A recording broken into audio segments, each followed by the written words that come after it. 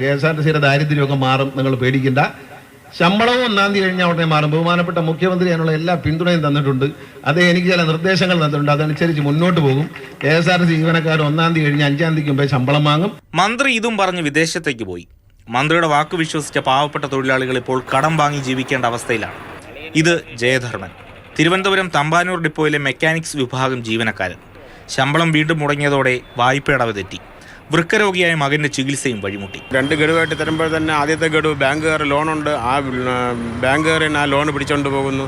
അടുത്ത 2ാമത്തെ ഗഡു കിട്ടുമ്പോൾ അത് വീട്ടു ചെലവിനോ മറ്റുള്ള ചെലവിനോ സാധിക്കാത്ത അവസ്ഥയിലോട്ട് പോയിക്കൊണ്ടിരിക്കുകയാണ്. ഇത് ജയധർമ്മന്റെ മാത്രം അവസ്ഥയല്ല. ശമ്പളം ലഭിക്കാതായതോടെ പലരും വലിയ ബുദ്ധിമുട്ടിലാണ്.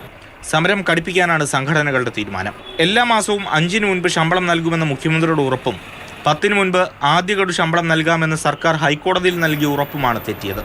ഏപ്രിൽ മാസത്തെ ശമ്പളം കൊടുക്കുന്ന കാര്യത്തിൽ പോലും ഇതുവരെ തീരുമാനമായിട്ടില്ല. KSRTCയുടെ ദാരിദ്ര്യമൊക്കെ മാറും, നിങ്ങൾ പേടിക്കണ്ട. KSRTC ജീവനക്കാർ 1-ാം തീയതി കഴിഞ്ഞ് 5-ാം തീയതിക്ക് മുമ്പേ ശമ്പളം വാങ്ങും. എന്തായാലും ഈ മാസത്തെ 5-ാം തീയതി കഴിഞ്ഞു. മാതൃഭൂമി ന്യൂസ്, തിരുവനന്തപുരം.